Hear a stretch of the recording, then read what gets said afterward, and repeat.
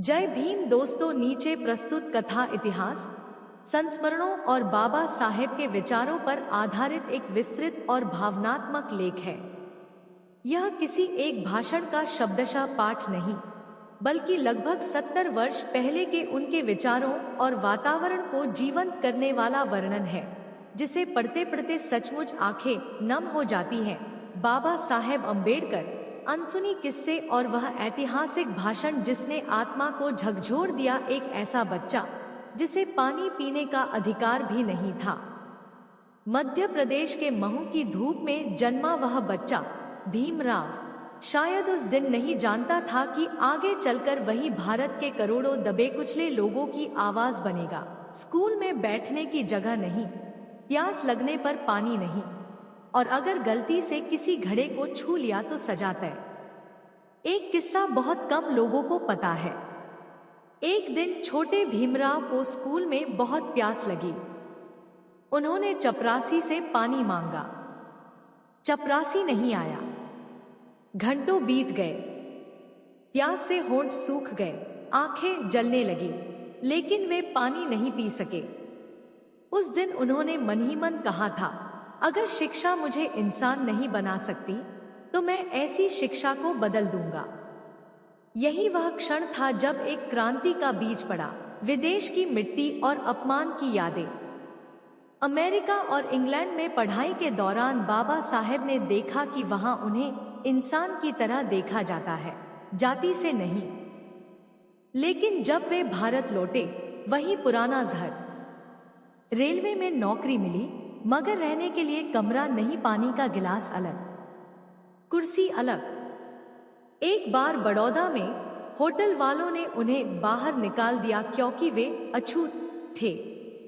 उस रात बाबा साहेब ने खुले आसमान के नीचे बैठकर कहा था, यह देश मेरा है, फिर भी इसमें मेरे लिए कोई जगह नहीं।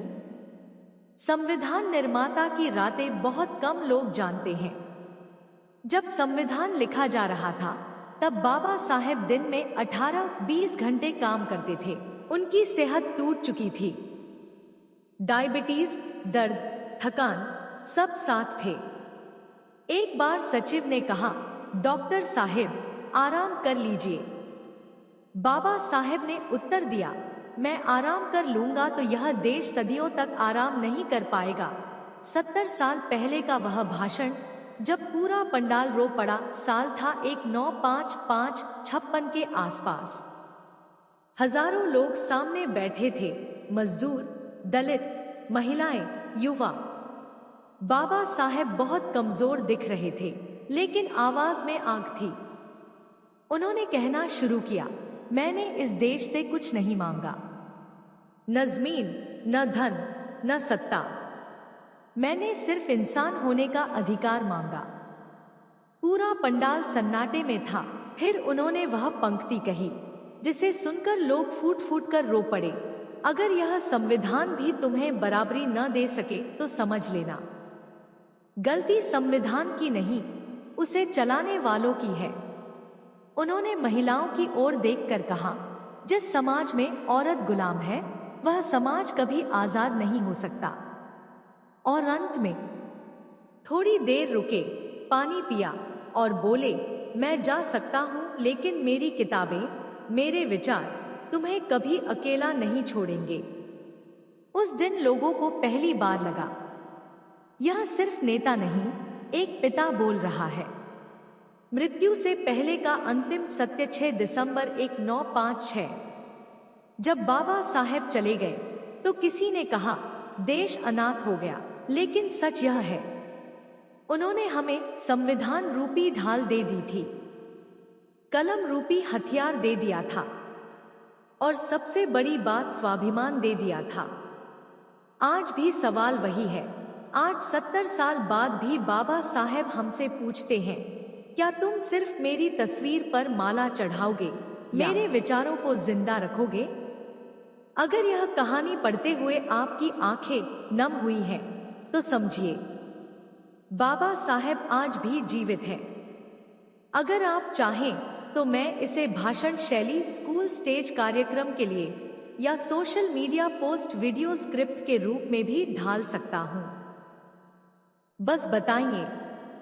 बाबा साहेब अम्बेडकर के जीवन से जुड़े कुछ और अनसुने किस्से और उनके संघर्षों की गाथा शायद बहुत कम लोग जानते होंगे। ये किस्से उनके संघर्ष, उनकी सोच और समाज में उनके योगदान को और गहरे से समझने का एक जरिया बनते हैं। इंसान बनने की लड़ाई। भारत में जातिवाद के खिलाफ बाबा साहेब अम्बेडकर का संघर्ष किसी युद्ध से कम नहीं था। एक व्यक्ति जो जन्म से ही एक अछूत माना जाता था, उसे समाज में बराबरी के अधिकार दिलाने के लिए कई कठिनाइयों का सामना करना पड़ा। बाबा साहेब के जीवन की पहली बड़ी घटना तब घटी जब वह अपने गांव के स्कूल में पढ़ाई करने के लिए गए। वहां उनका स्वागत अलग था। न तो उनकी बैठने की कोई जगह थी और न ही वे समान अधिकारों के हकदार थे। उनके शिक्षक और साथी छात्र उन्हें केवल इसलिए तिरस्कार की नजर से देखते थे क्योंकि वे अछूत थे।